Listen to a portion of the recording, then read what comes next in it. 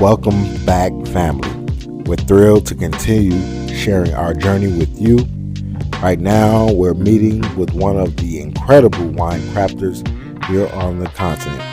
Alko Vintages is truly, and I mean truly, a hidden gem nested in Dodoma, the capital of Tanzania's central region. With a rich heritage and vinification, this company proudly produces some of the most celebrated wines in Tanzania. We've come all the way here to bring you exclusive behind the scenes footage of the entire winemaking process.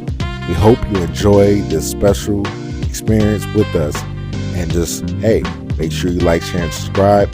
And hey, thanks to all those of you who have subscribed thus far. We truly appreciate you all. It helps us as we continue to grow. Just want to check this right, okay. Yeah.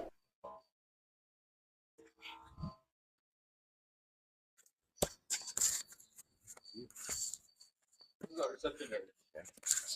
We're not doing anything right now, but then, like in the video, right? So, we've got the sorting table isn't here, but then the sorting table would dump the grapes into the escalator, into the stemma crusher. So it separates the berries from the stalk, right? Yes. And you get the stalk. The stalks get ejected on the other end, and the berries get crushed at the bottom. Where waiting will be a specialized pump that will pump the crushed fruits from the crushed stemmer and Okay. into a maturation tank. So it's a lot bigger than one. That's Yeah. okay. It's way bigger. Yes. Okay. To be able to Stop right there. Watch step.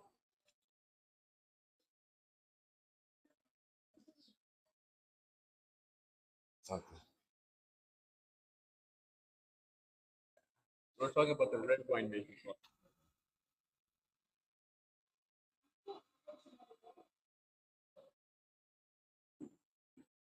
You smell that? That's fermenting Chenin. Yeah. It's passion fruit. That's how Chenin Blanc ferments. So anyway, the red wine making process. That's why these are called. They usually call them like red wine tanks or red wine fermenters or whatever. Maceration tanks. Why? Because you've got your the crushed fruit, right? It goes all in here. Yes. But then what happens? The problem is the skins float on top of the juice. So it defeats the whole process of extracting color and whatever else from the skins. If you had an open top fermenter, a tank that is open at the top, you'd use an instrument to like depress the skins back into the wine or the juice. But this is in a closed top fermenter. You've got what you call this, a pump at the bottom, an automatic pump in our case, that will pump the juice from the bottom to the top, where there will be an arm that will not water, but sprinkle the wine on top of the skins, and it will bleed the color and everything else from the skins into the juice. Wow. Yeah. So that's why these fermenters look this way. And they have a flat bottom. Look at these, as opposed to the cone shape at the bottom. Yes. For easy extraction of these skins after, this process. Okay. So anyway, you've pumped everything in here.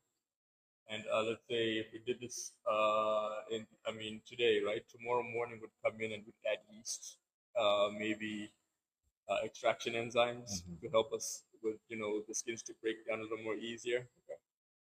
Depends on what you're making, because sometimes you don't need this stuff depending on the grapes you're dealing with.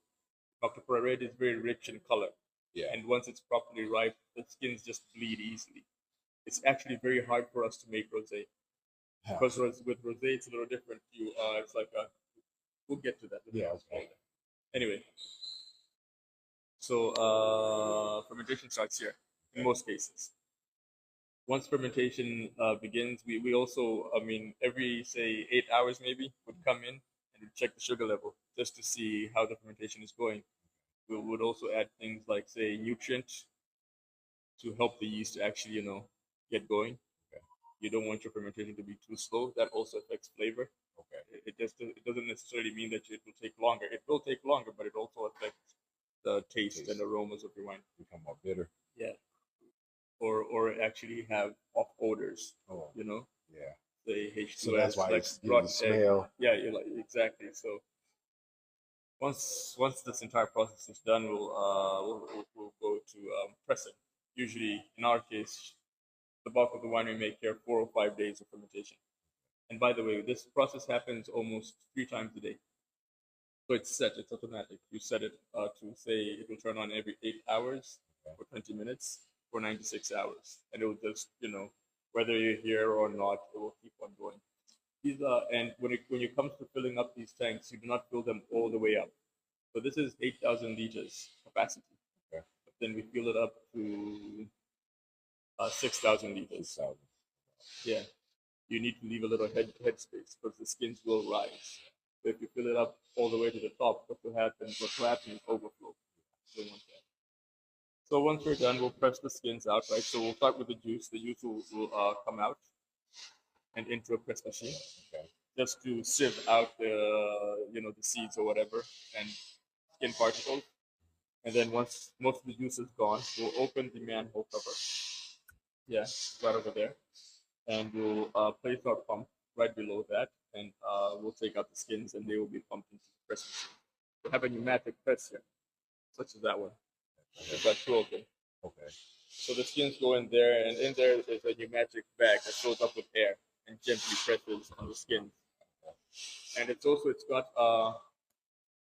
automatic, so it's got its own programs which you'll select, and it will just take care of everything, all the way to the consistency that we like.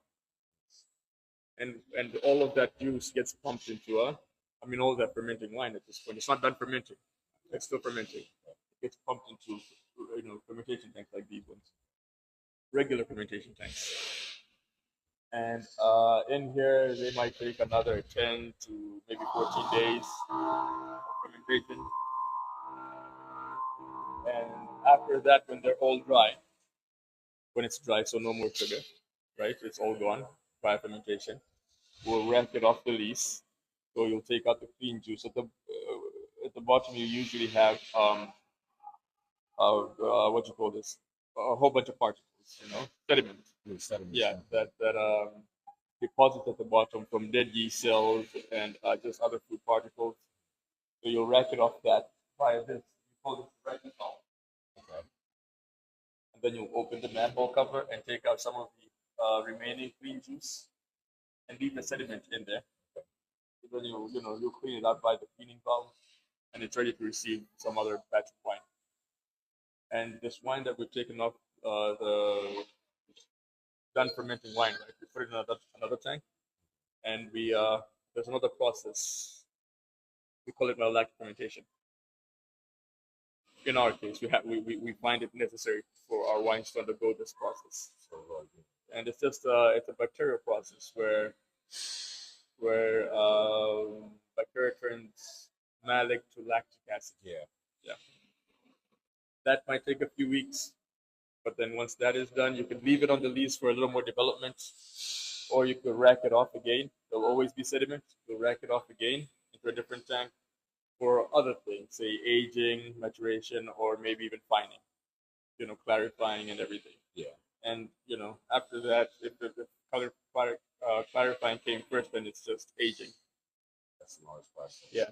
So, and say from grape reception all the way to blending and maybe bottling.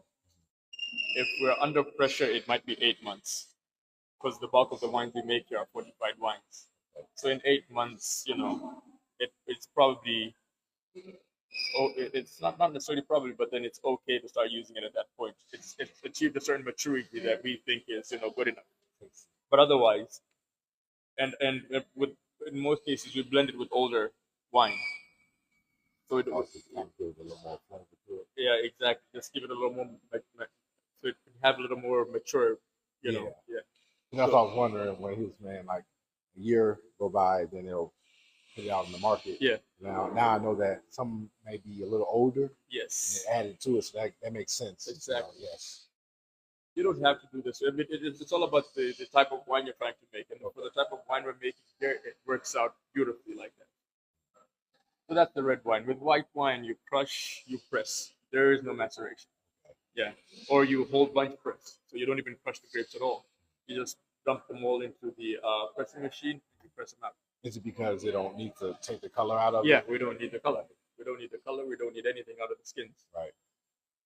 And we ferment it. We settle it first. Make sure it's completely clear and clean. The juice, that is, we add a little enzyme to help us with that. Yeah. Then we rack it off. We leave the sediment at the bottom. Take out the clean juice, and then we ferment the clean juice at temperatures between, say, 14 and 14 to say maximum would be 17 degrees. Okay. So it ferments cold. Is that Celsius or Celsius? Okay. Yeah, it ferments cold as opposed to red wine, where we ferment usually between 21 and 27 degrees. Okay. Yeah, because of the extraction and everything. When it's too cold, the extraction isn't that good. So this ferments cold, and thus gives you a more fruity, nature to it, the aromas and everything. So, and that's what's going on. The bulk of the smell that you're getting in here is fermenting Chenin. Yeah. Rosé is sort of the same way with whites. So you bring in the red grapes. There are red grapes, but then you crush them and you press them. But then with Macapora Red, if it's really ripe, what happens is once you crush them, it turns very dark pink or red immediately. So it's actually a little harder for us to make rosé with the grapes that we have available here because they're very rich in color. Yeah. Yeah. So that's pretty much the process. And what else? I mean, you've got these fermentation tanks here. These are around 30,000 liters each. The big ones here. These are floating dome tanks. These are 10,000 liters each. And you've got your maceration tank. Those are each 8,000 liters. We have a second cellar. These are all pumps. And what's the maintenance looks like? If a machine goes down in the middle of operation, what's the term? Sometimes we have spare equipment. Okay. Where you can just put that aside and do something else. Okay. But yeah, I mean, it happens. Yeah. And usually we're equipped to deal with it. Okay. Because I'm like, if something happens in the middle of the process, you have to do you pour from it, or you just kind of. I mean, it's very rare for us to fail to maintain the equipment, or repair the equipment. Okay. But we do. We first of all we do maintenance before the season. Okay. So say a person comes in, when is it usually? Around June. Okay. June to July they come in. Technicians, they come in and they check everything, make sure that it's in working order, and you need to have your spare parts handy, so you don't want to be caught off guard. Yes. So yeah, over here you've got your maceration tanks again, like the 8,000 liter tanks we've got over there. They're just bigger. So these are 15,000. Yeah. So it gives us a larger capacity. Yeah. We can handle more grapes at once. You've got your smaller press machine here.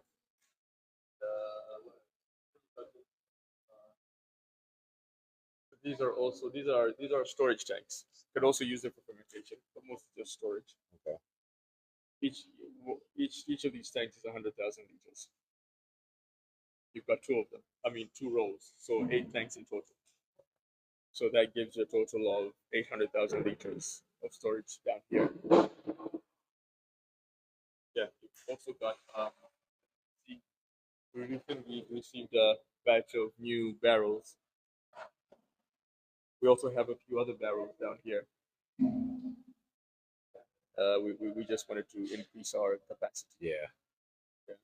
And this is where you also just store all the barrels here, or you have another location? No, also whole. Barrels are down. It's a large area. Okay. Not too many. We've got 24 barrels down here.